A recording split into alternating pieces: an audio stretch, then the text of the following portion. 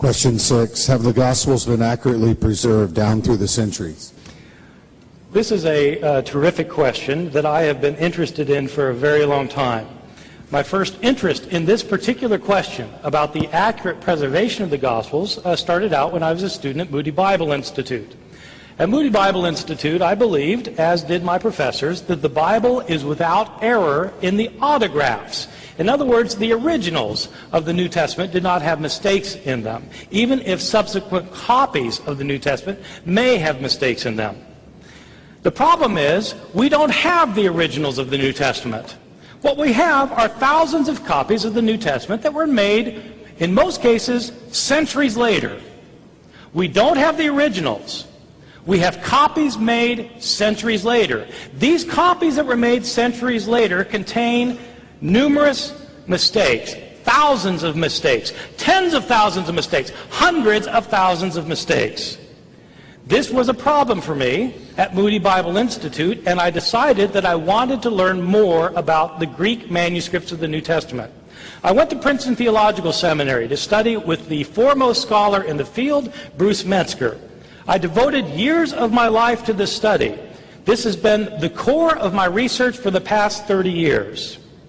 At some point, I came to the realization that my belief in the inerrancy of the autographs didn't make sense. If God inspired the Bible without error, why hadn't He preserved the Bible without error?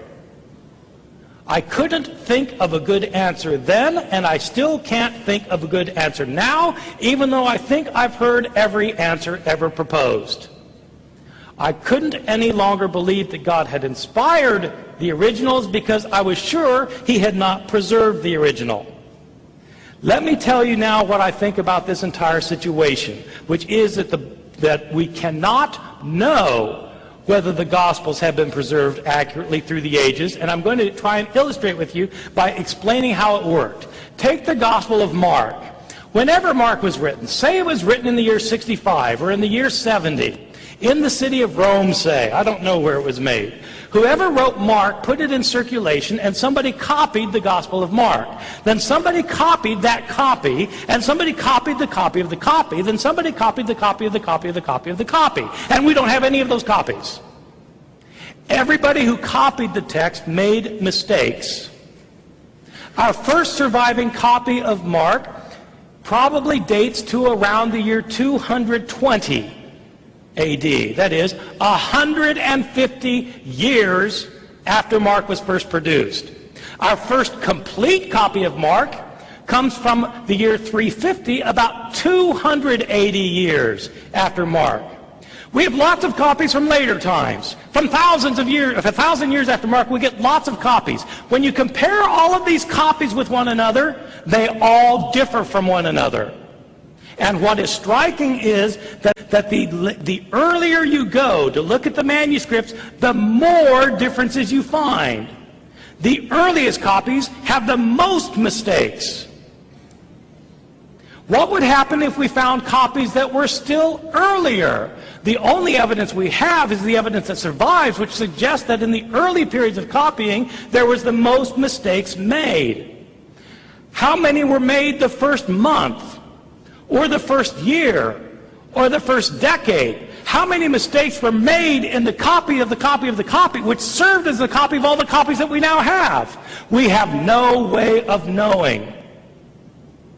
If Craig thinks that we have a way of knowing how the gospel was changed in its first 100 years, I want to know what the answer is, because I've worked on this problem for 30 years, and I don't know of a way to know, and I've never seen a good explanation. You can't argue that we have lots and lots of copies of Mark, and therefore we know what was originally in Mark. These lots and lots of copies are from many centuries after Mark was written. How could we know that these copies stem from a correct copy instead of an errant copy? Our earliest ones are all highly errant. Sometimes you will hear Christian apologists say that the New Testament is the best attested book from antiquity, and therefore you can trust it. It's true it's the best attested book from antiquity, but the attestation is all from 1,000 years later. It doesn't make sense to say that you can trust it because it's well attested. If the New Testament was well attested, then you could say what the New Testament originally said. Whether you should trust it or not is another question.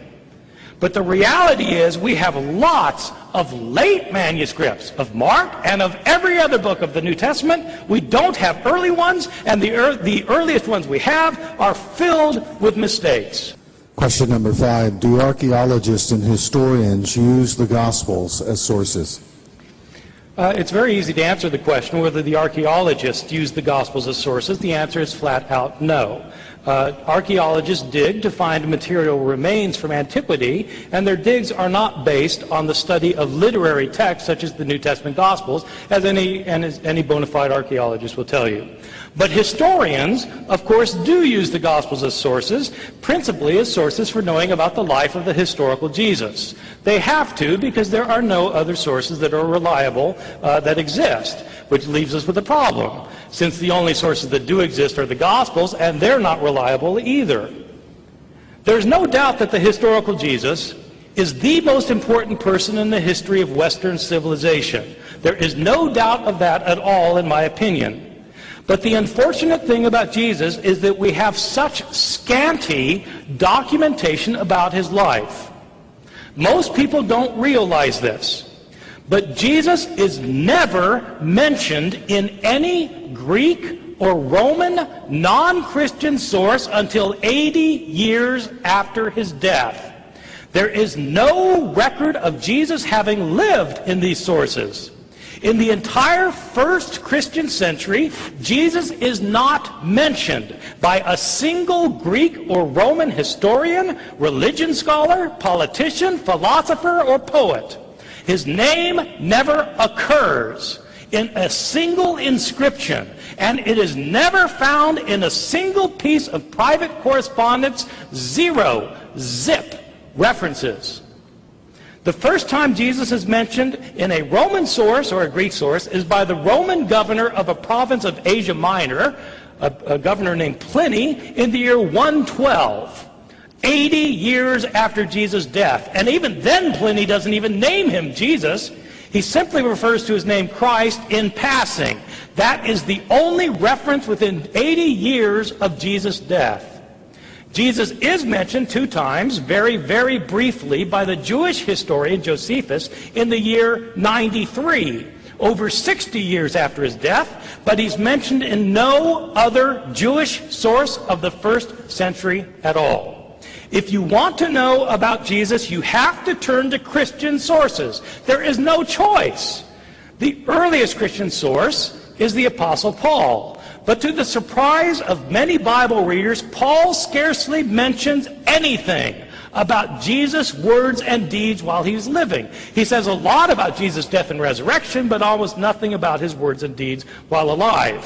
Which means if you want to know about the words and deeds of Jesus, the earliest sources are the Gospels. But these are filled, absolutely filled with discrepancies, historical mistakes, errors, contradictions, stories that have been changed and rechanged and changed yet again in the process of telling and retelling before the Gospel writers living 40, 50, 60 years after Jesus' life were able to write them down.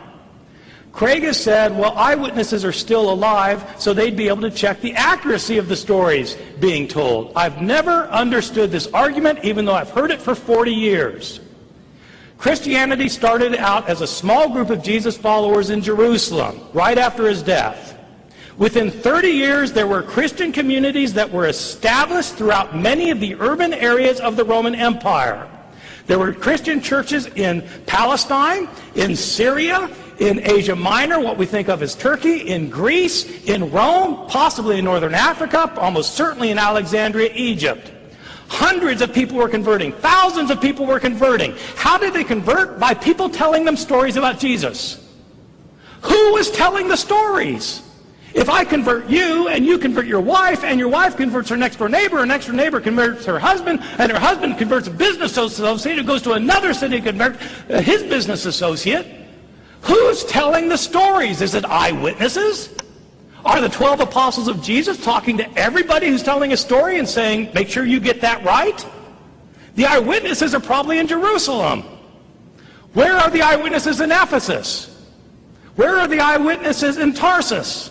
Where are the eyewitnesses in Alexandria? They are not there. The stories are changed and rechanged over the years so that historians have to use these Gospels very carefully and critically because they don't contain eyewitness reports, and we can't assume that what they say is historically accurate. Question number 7, our final question. Do scribal errors and textual variants significantly impact any teaching of Jesus or any important Christian teaching?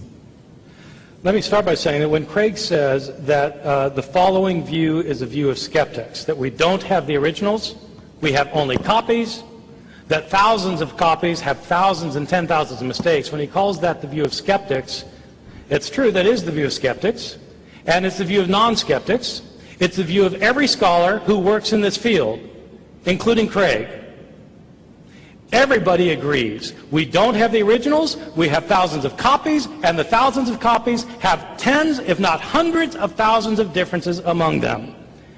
Are any of these differences important, or are they all fluff? Did Jesus say, "Let the one who is without sin be the first to cast a stone at her"? It's a wonderful and familiar saying of Jesus, but it's based on a scribal variation that is an error. It was not originally in the New Testament Gospels, as Craig has just told us. Did Jesus say, "Neither do I condemn you, go and sin no more"? Well, does it matter whether Jesus said it or not? Turns out it's only in a textual variant. It was not in the original New Testament. Did Jesus say, "Go into all the world and preach the gospel to the whole creation. He who believes in me and is baptized will be saved, but he who does not will be condemned"? It's found only in a textual variant. These are the signs that will accompany those who believe. In my name they will cast out demons. They will speak in new tongues. They will pick up serpents. And if they drink any deadly thing, it will not hurt them. They will lay their hands on the sick and they will recover. Does it matter if Jesus said it? It certainly matters to the Christian groups in the Appalachian Mountains who practice snake handling as part of their worship services. Did Jesus give the entire Lord's Prayer or just half of it, as in Luke? Does it matter? It depends on which manuscript you read. Or do other textual variants matter? Does it matter whether the doctrine of the Trinity is explicitly taught in the New Testament?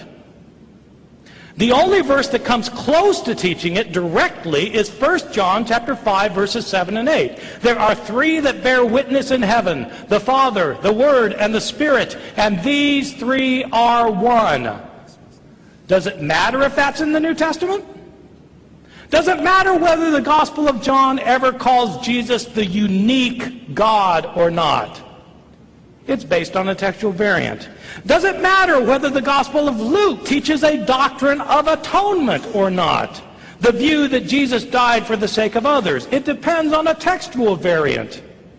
Does it matter if Jesus was in such agony before his arrest that he sweat blood? It's found in only a single textual variant of the Gospel of Luke. Does it matter that entire words, lines, paragraphs, and pages were left out by some scribes? Does it matter that there are numerous places in the New Testament where scholars cannot decide what the original text said? Does it matter that there are some places where we will never know what the original author said? Does that matter or not? Many evangelical scholars claim that it doesn't matter. But I don't believe them, because these scholars devote their lives to studying the Greek manuscripts. Why would they do that if it doesn't matter? Major evangelical seminaries raise hundreds of thousands of dollars for manuscript projects to study these manuscripts. Why would they do that if it doesn't matter? It does matter. Is the Bible a trustworthy, reliable guide? If so, what if we don't know what it originally said? For some people, these facts don't matter. And if you're one of them, well and good. But if you're someone for whom this does matter, then I would urge you to start reading and start thinking about the Gospels of the New Testament as critical scholars have described them.